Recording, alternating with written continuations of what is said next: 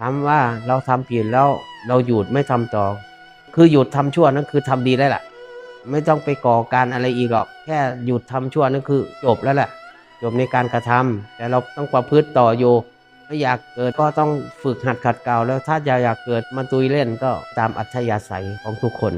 ไม่มีปัญหานะถ้ามันหยุดแล้วก็แสดงว่ามันมีกำลังสติไปหยุดไม่งั้นมันไม่หยุดอุปนิสัยหรอก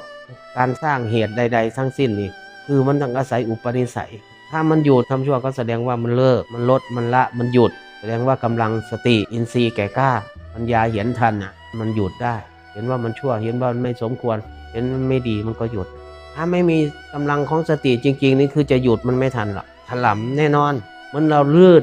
หกล้มไหมแต่เราลุกขึ้นใหม่ได้นี่ผิดพลาดเราเปลี่ยน